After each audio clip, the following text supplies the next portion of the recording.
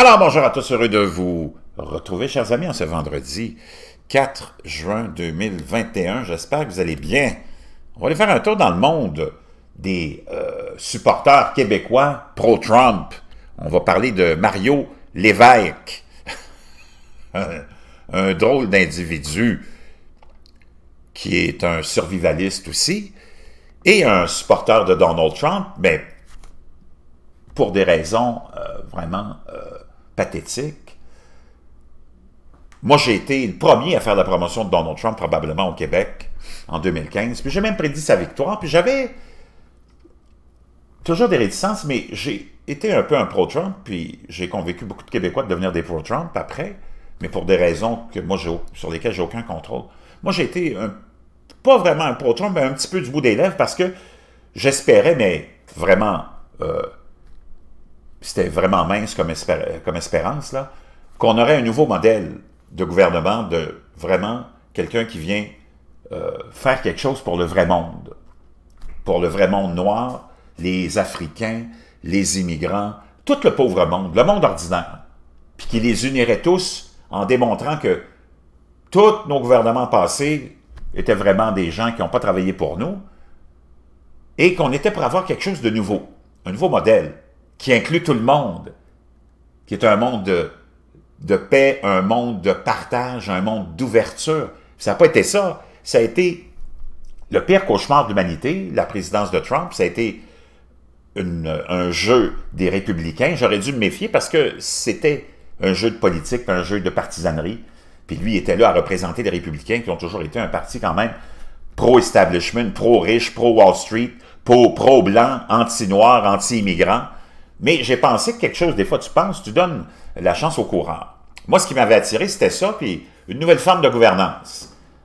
Moins d'impôts, un petit gouvernement qui laisse le monde se gérer, hein, eux-mêmes, gérer leur vie. C'est pas ça qui est arrivé sous le gouvernement de Donald Trump et la présidence de Donald Trump. On a eu les plus grands déficits, les plus gros budgets, les plus grosses dépenses incroyables dans toutes sortes de domaines bidons. Donc, il n'y a rien qui a changé. C'était juste blanc bonnet, bonnet blanc. Ça a été, en plus, une période de division incroyable. Tu as un président qui divise le monde comme c'est pas possible, alors qu'un président, une présidente devrait là essayer de tenter d'unir la population dans la bonté, dans l'amour, dans le partage, dans la générosité, dans l'ouverture des frontières, dans la démonisation de tous ces empires coloniaux qui ont exploité les populations plus vulnérables. Mais c'est pas ça qui est arrivé. Ça a été pire que jamais. Donald Trump a divisé les gens, a stigmatisé les homosexuels, les gays, les lesbiennes, les Afro-Américains, les Mexicains. Ça a été horrible au niveau division et raciale. Et c'est ce qui a attiré du monde comme Mario Lévesque, qui c'est une tête de linotte québécoise raciste, xénophobe, anti-gay. Puis tu vas le voir dans son message. Ils sont tous pareils. C'est des suprémacistes blancs, racistes, péquistes, nationalistes, anti-immigrants, anti-gays. Et c'est, en plus, lui lance des menaces, il ne me fait pas vraiment peur, là. Mais c'est possible que je lui dépose une plainte à la SQ ou à la GRC, je vais voir, là, juste pour le faire suer. Mais ça te démontre à quel point ces gens-là sont, une chance qu'ils sont minoritaires parce qu'ils sont dangereux. Tous les supporters de Trump sont des gens dangereux aux États-Unis, le 30-35% des Boogaloo Boys, des Proud Boys, des Oath Keepers, tous ces groupes suprémacistes blancs, terroristes, qui ont menacé d'enlever des gouverneurs, de les tuer, qui ont commis de la violence, qui ont initié l'attaque sur le Capitole. C'est du monde dangereux, ça, là. Puis c'est pas du monde qui sont là pour la liberté. Ils sont tous en train de passer des lois de suppression de vote partout aux États-Unis parce que Donald Trump a perdu l'élection. On est en train de... Et c'est ces gens-là qui se plaignent toujours. On veut nous rendre silencieux. En anglais, on dit « silence us ». On veut nous museler. On veut nous censurer. C'est comme Josh Hawley, un républicain, celui qui avait le poing dans les airs, puis il a dit, nous autres, on va renverser la décision électorale de 2020, qui se promène sur tous les médias, puis qui dit, vous me censurerez pas. Il s'en va au Washington Post. Le Washington Post lui donne une entrevue. Il dit, I'm not gonna be silenced. Vous me fermerez pas la gueule. Il s'en va sur tous les médias. À tous les jours, il est sur un média en disant, vous me fermerez pas la gueule. Ben, c'est parce que là, t'es sur tous les médias. On te ferme pas la gueule. Ceux qui ferment la gueule, puis ceux qui sont intolérants, c'est les républicains, suprémacistes, blancs, péquistes, nationalistes. C'est eux autres qui t'éliminent de leurs réseaux sociaux puis qui veulent pas t'entendre. C'est eux autres, les totalitaires. Ils sont là, tu me muselleras pas, tu me censureras pas, t'es entends partout, t'es voué partout. Ils sont pas censurés puis ils sont pas muselés. Josh Hawley, c'est lui, je vais aller vous le chercher, là. Bougez pas.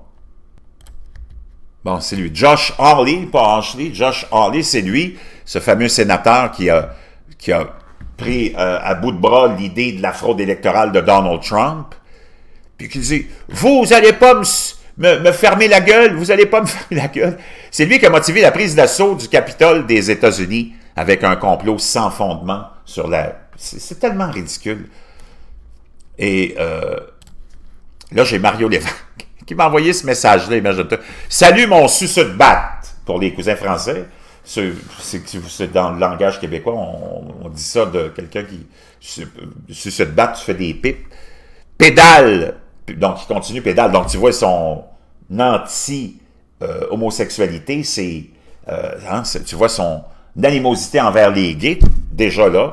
Tu ne lâches pas avec Trump, hein, parce que moi, vous le savez, j'aime ça revenir sur Trump parce qu'il m'a déçu. Parce que lui, ce qui l'a attiré, Mario Lévesque, c'était pas la nouvelle gouvernance, c'était pas la générosité, l'unification des peuples dans l'amour.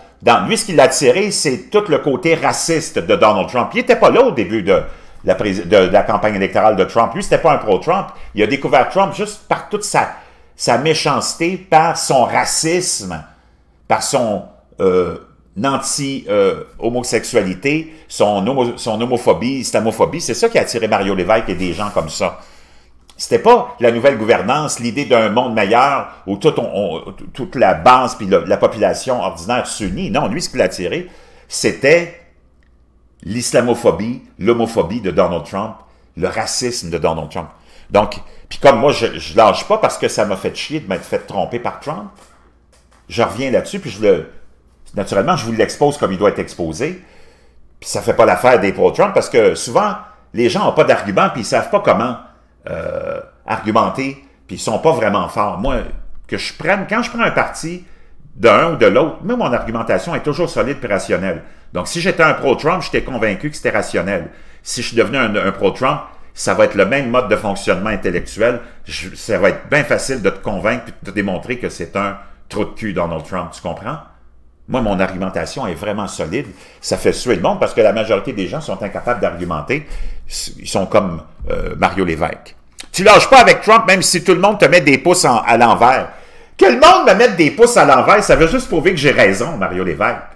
S'il fallait que je me ferme la gueule parce que les gens ils mettent des pouces à l'envers puis que j'écoute des tarés comme toi, ça sert pas la démocratie, là. Ça prouve juste que je gratte dans le bon sens puis je fais le bon bruit sur le tableau d'ardoise, puis ça vous rend malade puis fou parce que moi, je sais comment tourner le fer d'emploi. Donc, que le monde mette des pouces à l'envers, ça va juste me confirmer que ce que je dis est vrai, puis que ça vient vraiment exposer Donald Trump comme ce qu'il est. Hostie de fils de pute, ta mère doit vraiment avoir regretté de t'avoir mis au monde. Ça, c'est l'argumentation de ce monde-là. Comprends-tu, comparativement à mes argumentations, à moi? Je ne veux pas me mettre sur un piédestal, mais là, on n'est pas du même niveau intellectuel, là. OK? Salut mon suceux de batte. Pédale, tu ne lâches pas avec Trump, même si tout le monde te met des pouces à l'envers. Hostie de fils de pute, ta mère doit vraiment avoir regretté de t'avoir mis au monde. Plein de marde. Sainte-Marthe, on va passer par là cet été. Mon fif, encore là, tu vois mon fif, référence à pédale, donc tu vois tout de suite son animosité envers les gays. Suivi de 189 personnes. Oh, là, il me menace. Dieu, vont venir 189 personnes à Sainte-Marthe-sur-le-Lac où j'habite. Trou de cul. Tu fais pitié. Avoir en plus, tu te répètes sans cesse. Pète puis répète, petit enculé. Tu n'es vraiment qu'une plaie pour la société. Donc, tu vois à quel point je l'ai fait suer. à quel point je l'ai fait suer. Parce que mon argumentation, moi, peu importe qui je vais soutenir ou pour qui je vais faire une promotion parce que j'ai pensé que quelque chose était bon, ou l'inverse, mon argumentation va toujours être solide. Parce que j'ai la pensée solide. Puis parce que j'ai un fond de, comment dire, qui ne change pas. Moi, quand j'ai vu, puis j'ai pensé que Donald Trump pouvait nous apporter quelque chose de différent, c'était dans l'optique d'un monde meilleur, pas d'un monde pire, puis d'un monde d'enfer, puis de totalitarisme. Puis ça, c'est tous des adorateurs de Poutine aussi.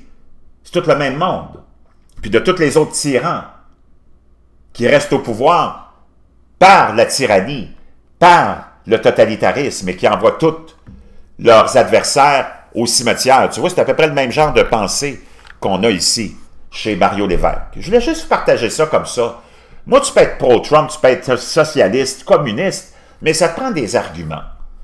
Tu nous convaincras sûrement pas, mais au moins, ça va être plus agréable que d'avoir des débiles profonds comme ça, qui ont des arguments homophobes. Dans ce cas-là, lui, c'est vraiment l'homophobie. Il est obsédé par les homosexuels, tu le vois. Là. Je ne sais pas s'il y a eu des expériences plus jeunes, puis là, il veut les refouler, Mario. Mais laisse-toi aller, Mario, sors du placard. Peut-être tu vas être plus heureux.